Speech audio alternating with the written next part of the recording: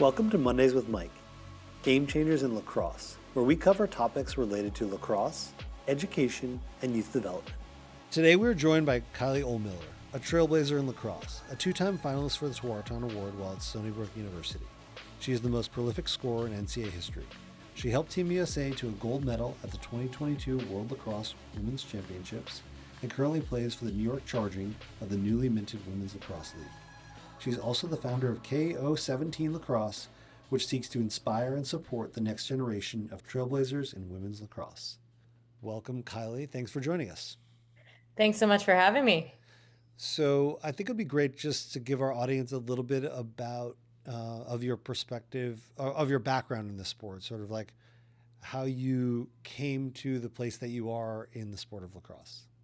Yeah, I grew up on Long Island in New York. I lived there my whole life, basically up until about 2 years ago. I live in upstate New York now, Rochester. But growing up on Long Island, lacrosse it's kind of almost a way of life for a lot of young athletes. And I grew up as a young athlete.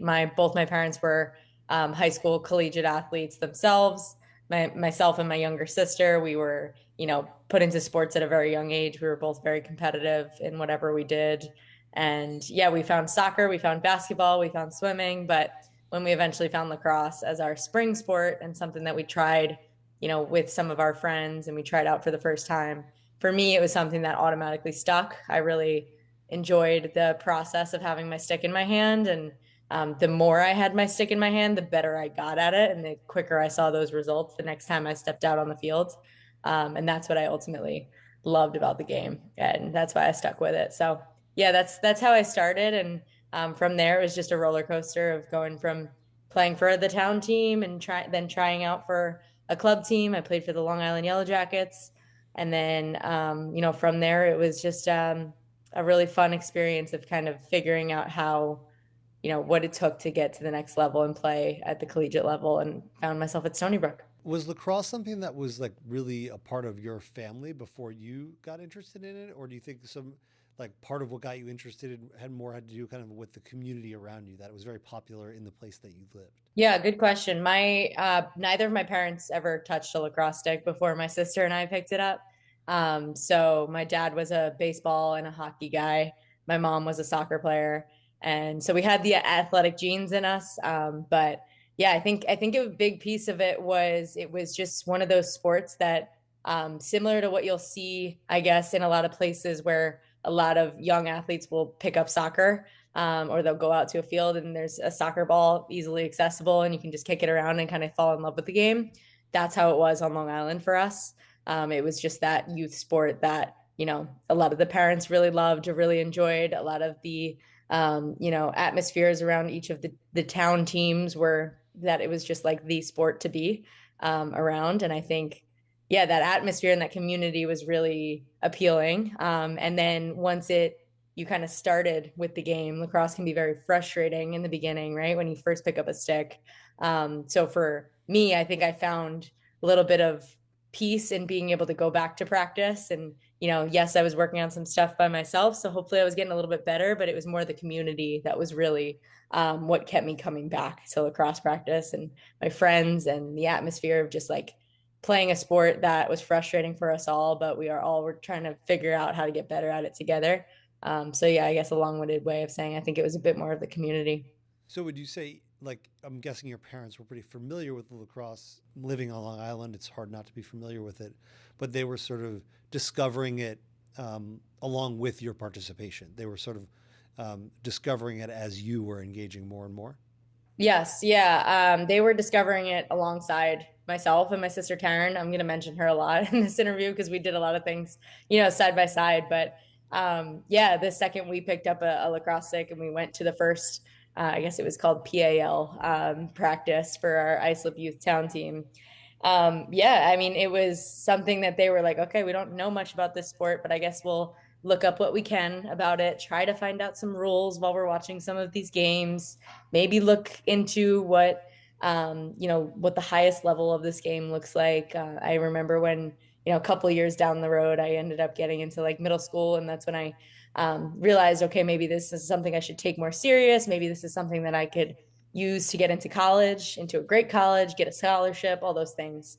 As I started to recognize that next level was a possibility, I remember, kind of sitting there and researching with my parents and starting to follow the USA women's national team and trying to follow them at their tournaments and what they had going on. And, because my parents would then soon find out, that was the highest level of the game. And that's, kind of they were learning alongside of us. I think a good story to like add to that as well is my dad strings my lacrosse sticks still to this day. He taught himself when he was, I guess, or when I was maybe 13.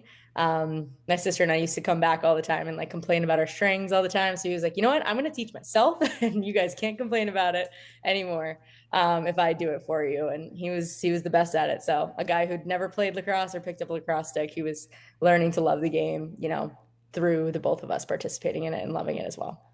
Yeah, that is a cool story. I think I'm very interested in your perspective because that same story is true for a lot of Harlem lacrosse participants. That lacrosse is not something that may be familiar to their family, and also it's unlikely that it's really popular in their community. These are places where there isn't really lacrosse traditionally, but we want children and families to have that experience of I see a future for myself. And when we say future, it might not necessarily be, okay, I want to play at a Division One lacrosse or Team USA, but I see how lacrosse can be a part of where I want to go.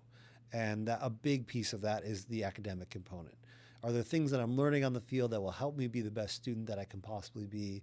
And is there an opportunity to leverage my participation in the sport for college acceptance, and potentially for career?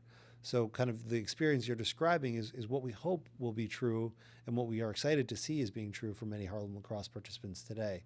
So I'm just very curious to hear about your own experience with it. I'm wondering if there were moments along the way where you started to see, or you and your family started to see, okay, like I'm going to take this somewhere. This is not just something that I'm doing perhaps when you made that transition to playing club lacrosse, or when college recruiting started to become a reality, or maybe a scholarship. Are there things that stick out in your mind where you said, okay, this is a part of my future? Yeah, I think when I think back to it, it's funny to think back now because when you look at the landscape now, there's a recruiting rule. So college coaches can't talk to the young players on the women's side, at least until September 1st of their junior year of high school. That rule wasn't put in place, a couple years ago when I was doing it. So it was really around eighth grade or so, which is pretty young for me to kind of start to say, okay, some of my peers and some of the people around me and some of the people who are my age, maybe even, only 1 year older, are already starting to make decisions about their future around like surrounding this game and surrounding lacrosse. They're already starting to say, okay, I know I'm going to go to Northwestern and play there Division One and get a scholarship to do so.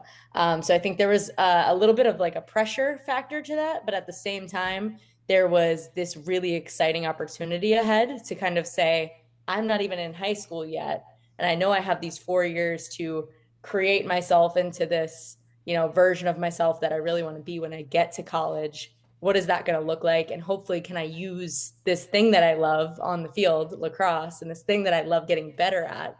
Can I continue to get better? And can it be a stepping stone for me to step on the college stage and be able to play, be able to be a star, be able to help my team win, but also at the same time be able to get a degree from a university that I might not have ever been able to go to if I didn't have lacrosse. So, yeah, I think it was like around that eighth grade time where we started to really think about what that future could look like and starting to map out, what my class courses were going to look like as I went through high school as well. What my course load would look like as we started to go to, other events that required my attention on the lacrosse side of things. Like, how did I manage my school schedule so that I could also make sure that the lacrosse was a priority and vice versa.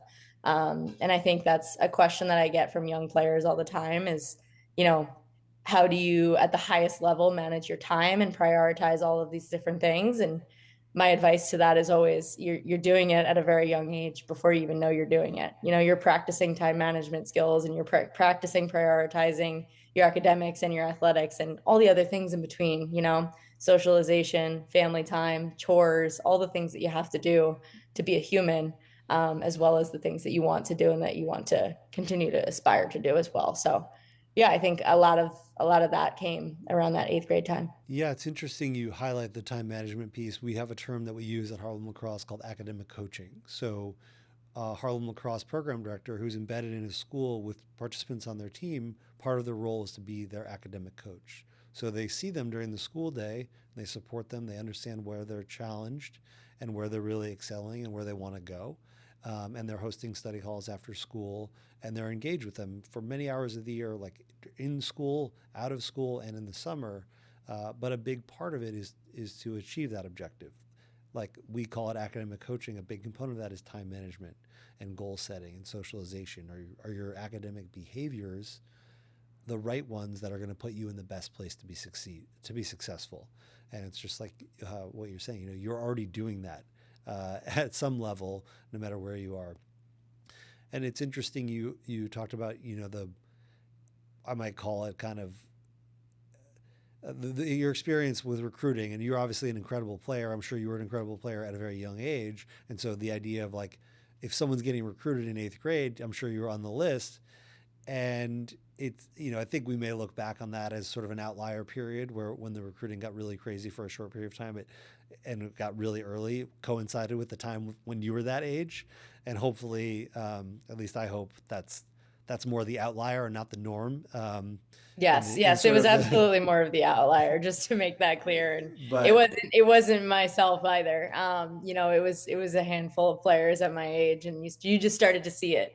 yeah, And that's where it made you, just like anything else that goes on around you in your surroundings, right? That you might see start to happen. It starts to make you look inward and say, should I be doing that? Should I be doing something that gets me closer to that? Like, how do I get there? What are the steps to get there? I think that's where it started to really like set in for me. It was like, okay, if I want to make this a reality, I got to start making it happen now.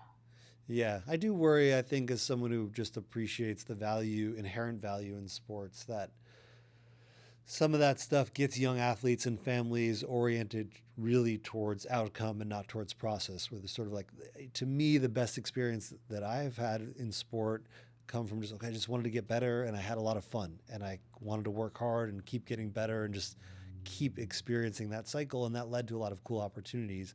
But it wasn't as if I started being like, I really want to become a lacrosse player at Brown. That really was not on my radar until much later on. I liked playing lacrosse and I wanted to work hard and try and get better. And that carried me a long way. And I wonder if I had been really oriented, okay, I have to do this, because the pressure is a different element of it. You articulate it. You said part of it was there's pressure. You're feeling like, okay, I'm a really good player. I like to play. I got to become a Division I player. Do I need to be committed somewhere? And it might not lead to the best sort of innate experience of just going to practice and doing the things that you need to do to make yourself the best you can be and to have the most fun. Absolutely. And I agree with you. And I think there's a lot of that in today's day and age with recruiting as well, especially because of social media. It's again that factor of like, you see what's going on, so you feel like it needs to reflect on you, and you need to be doing that as well. But I think that I agree with you as well. Like, my process was, I saw a little bit of it, but it more just woke me up to, okay, I need to maybe put my goals on paper, maybe put my dreams out on paper. What do those look like? I don't even know.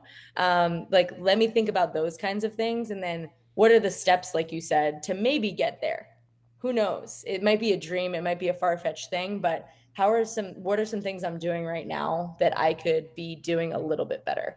What are some things I could, say on the lacrosse field I could be a little bit better at? Maybe I'll work on that right now. I'm not going to go out to practice and say, if I don't, perform really, really awesome right now in my ninth grade year and the fourth practice of the year of my high school team, I'm not going to make it to Northwestern. Like, that's not the case.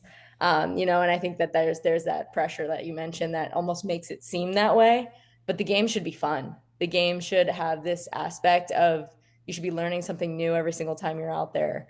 And then taking it into the next day and continuing to build and build and build, and who you are as a lacrosse player, as a teammate, as a coachable human, as a leader. All of those things, you should be able to take those things each time that you step onto the lacrosse field into your life. And I think that's something that were most of my goals at that young age, and they still are today, is to continue to just absorb as much as possible.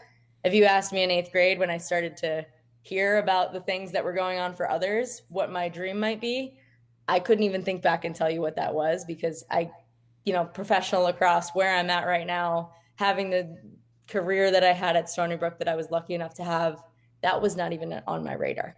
That couldn't have even been in my wildest dreams.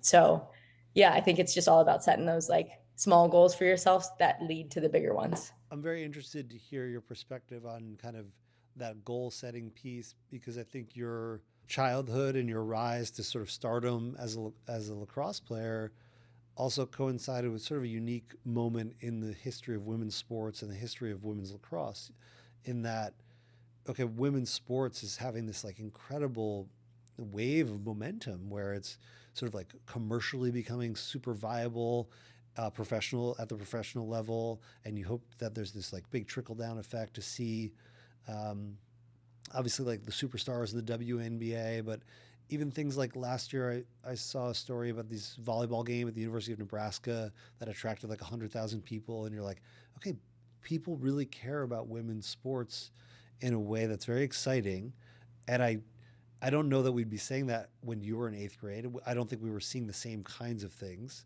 And simultaneously, you have professional women's lacrosse becoming a thing when it wasn't a thing. So it would have been impossible for you to say in ninth grade, I want to be a professional women's lacrosse player.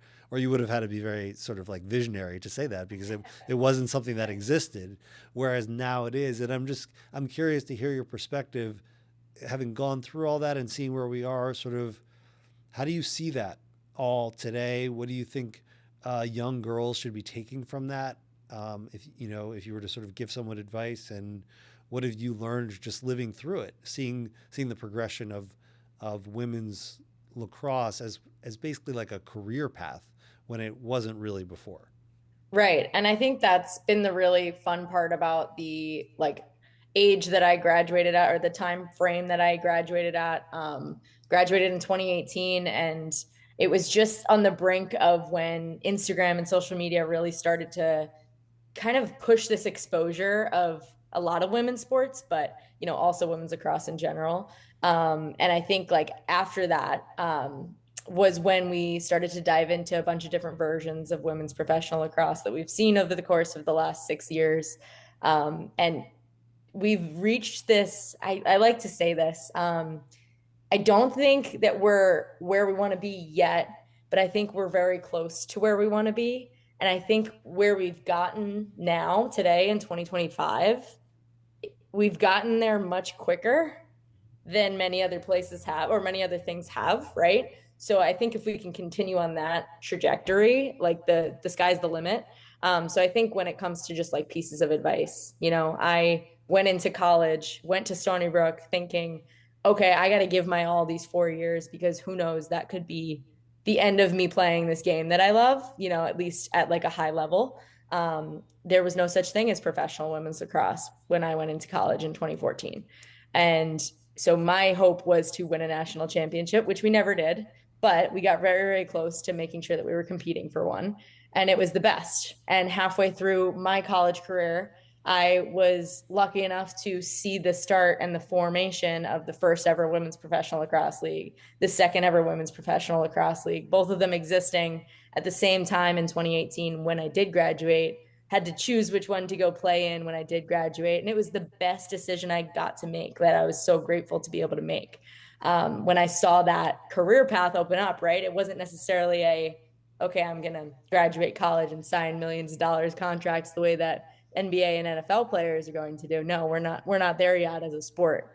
But what I think I have seen is from 2018 when I graduated to where we are today in 2025, we've made the jump of where professional lacrosse has been or used to be to where it is now much faster than we've seen other pro sports do it. So if we can continue that, just hopeful for, the future awesome players in this game to be able to say, yes, I'm going to graduate college one day and I will be able to get a great paycheck playing women's pro lacrosse right away. Yeah, you and I chatted a bit the other day about kind of um, the reality of sort of a upstart professional sports experience. It's not always super glamorous. I had this great experience of playing in the MLL, which was pretty similar, and I loved every second of it. And it was, I think, far different than even what the players' experience would be in the PLL, but certainly in like the major pro sports. Um, and there's some complexity to the whole thing, but I wonder, sort of at its best, what would you want young girls who are playing lacrosse to take away from seeing professional women's lacrosse? You know, maybe it is, okay, I want to become a professional athlete who makes lots of money playing a sport and that's my career, but maybe it's something else. Because that may or may not be a reality. It's not a reality today for someone to make like a full living playing professional lacrosse for men or for women, really. Um, but still, there could be really positive things that could come from it. And I wonder what you think they are for a girl who's part of Harlem Lacrosse or a girl who's growing up on Long Island or anywhere in the country. What would you Yeah. want them to take away? Yeah, I think there's so much to take away from this game, whether you end up playing professionally or not. I think the dream should always be to take so much of it, so much from the game that you possibly can, because it gives us so much. It really does. In terms of, I mentioned it before, but you should be able to step onto a field every single time out and take some sort of new skill home with you, whether that's a lacrosse based skill, whether that's a new form of communicating with a teammate, or a new way of listening to how a coach can criticize you and being able to take it and handle it and move on with it the next day, a new way of showing sportsmanship when something might not have gone your way. I think those are the little things that you can take not only into continuing to play the game at a higher level, but also into any career path, any journey that life kind of brings you on. Those are just overall kind of life traits that you want to have. And yes, many sports bring them to you, but I think that lacrosse does it in such a unique and beautiful way. Obviously, I'm biased because that's the game that I love the most, but I really do think that it's a community that has each other's backs no matter what. It's still a very, we talked about this as well, but it's still a very, as much as we're trying to grow, it's still a very niche and like supportive community. And I think that's really awesome in itself, because I think that, no matter what, whoever you talk to in the game knows somebody who knows somebody who knows somebody who might know you. And I think that is just an awesome thing because it just kind of creates this sense of family. But I do think that no matter where you go in life, the lacrosse community is going to be that family that backs you in it. Yeah, it's beautifully said, and I love to hear it coming from you. It's really articulates, I think, what is very fundamental to what Harlem Lacrosse is all about, because the issue that we really care about, most importantly, is educational equity. We want young people in this country to have every opportunity for the best possible education for themselves. And that doesn't isn't the reality everywhere. We have great disparity in the quality of education that is available to kids at different places in this country. And so that's what we're trying to address. And what you've just said, I think, highlights why lacrosse, which may seem like, you know, unrelated, is actually like a great tool for addressing that very issue of educational equity. It is this community that cares about people. There's also these innate skills that you've articulated that are very useful for being the best student you can be, but also for taking your education where you want to go it, where you want it to go once you're done being a student, you know, when you become a professional. And so that's kind of why we're here, you know. And I hope that the young girls of Harlem Lacrosse, I'm grateful that they have you to look up to, and girls all over the country as well. Um, Thank you. I would love to add to that too. I think when I think of myself, I'm almost like I'm the one from my group of, I'll just use my Stony Brook friends, for example, my Stony Brook teammates. Those are, my 35 sisters that I was lucky enough to get when I went to Stony Brook and played with them for 4 years. We went through all the ups and downs. We went from being a 70th ranked team in the country to a number one ranking to losing, in triple overtime in our senior year and all those things. We went through all of the things together. And I'm one of the only ones to continue on the path that I've gone on. It is so fun to see where the rest of my teammates are right now. I have a very good friend of mine who is a doctor. in rehab. I have 3 or 4 friends who have finished nursing school or are full on nurses, and still have this, amazing community of lacrosse to kind of like connect us and tie us back together and talk about these moments and these memories. And we even could go out on the field and just like have a pass one day, and play some pickup lacrosse. And it just is that thing that will forever like kind of tie us together, no matter where we are out in the world, working on the things that we've always dreamed that we would. Lacrosse is the thing that connects us, but at the same time, it taught us all of the things that we each need in our individual realms as well to succeed. Yeah, it's beautifully said. I think we at Harlem Lacrosse, about our senior classes have been about 50 to 60 students a year graduating, and they're going to college at a very high rate and doing amazing things. This year there's 100 kids and 95 students on their way to college. Next year there'll be about 145. But essentially like 50 to 60% of those kids are playing some form of lacrosse in college, and the rest are not. And I think that is about where it should be for us. And that sort of highlights that we want lacrosse to be a part of our intervention. And if kids want to pursue it and have the interest and aptitude and they've put themselves in that position, then we want them to have every possible opportunity. And it's not about lacrosse at the end of the day, so you can be a participant for a long time, get a ton out of the experience, get exactly what we want you to get out of it, and stop playing lacrosse at 12th grade or even earlier. And that's kind of what I think it aligns well with what you just said about your experience with your teammates at Stony Brook. So one thing that I also wanted to ask you about is through your work, I am interested in your perspective, because you seem to have connect with lacrosse stakeholders, members of the lacrosse community who are sort of all in, if you will. They're kind of like high performing athletes who've had a lot of great coaching and have a lot of support and are on a track to compete at the very highest level. And also people who maybe, especially people you may connect with virtually or in sort of like clinics and camps in non-traditional areas, who are pretty new to the whole thing and might be experiencing the sport in a place where there isn't like this really strong culture and community around it that kind of like encourages participation, because it's just the thing that everybody does and what people love to do. And if you're athletic and you're goal oriented, it's what you do in that community.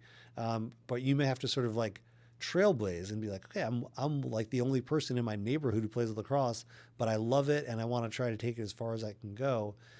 And I'm curious what you see as kind of like the keys from going from that initial stage of like, okay, there's a nugget of interest in this community to a place where there's like a really vibrant lacrosse community. Because I think that's part of what we want to achieve is like we're in areas like Harlem or West Baltimore or Compton, California, where there has not traditionally been a lacrosse community. But now there is. And how do we make that really as vibrant as it can possibly be? I'm curious what your perspective is on that. Yeah, I think it's been, I think like I do my best, and I will say that I definitely get an incredible perspective of point of views of, people's interest in the game, people's access to the game, all of that stuff. I can always do better. I will say that before I start talking about this. But yeah, I think like through my experiences, I think the biggest thing about the sport of lacrosse is that we have to continue to make it fun for people to want to buy into it, I think. I think that once you start, like you said, you get a little bit of like that grab and that interest from maybe a small group of people or an individual in an area, or one youth coach that just like falls in love with the game and really spreads that love and that passion to that entire team's worth of parents and players. That can easily quickly spread to others as well. And I think the biggest piece of that is making sure that it's a game that can quickly get, well, one can quickly get frustrating in terms of individual skills, but it can also quickly get competitive as well. So I think it's finding the balance of making sure that the frustration we can find the fun in, and making sure that we understand that everyone is frustrated when they first pick up a lacrosse stick. It's a universal feeling. And the more that we can have those sticks in our hands, the better we feel about them. And I think that the more that we have friends around us doing that, with us and experiencing that embarrassment of dropping our first ball, or not being able to cradle for the first couple of sessions we're out there. You have someone doing that with you and able to laugh that off with you and continue to come back and try it again. I think that's how we continue to not only have people around us supporting us and getting us to whatever that next level of enjoyment and success in the game is, but I think you also bring those friends along with you. So I think it's just really about sharing the fun and the passion in the game, despite how competitive and frustrating it might be. There's so much beauty in that. And I think that we just need to continue to share it with each other. Yeah, that's super insightful and something that we think a lot about at Harlem Lacrosse is, and some of my proudest moments are hearing students talk about how they really wanted to quit. They just were not experiencing success when they first showed up.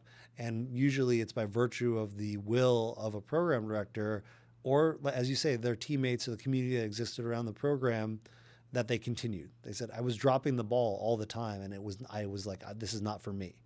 And then they're reflecting back as 12th graders or college students being like, I'm so glad that I stuck with it, even though I was ready to walk away.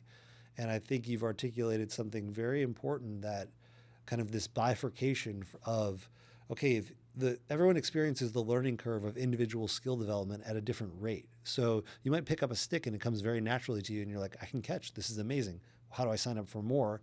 And have a great lacrosse experience that way.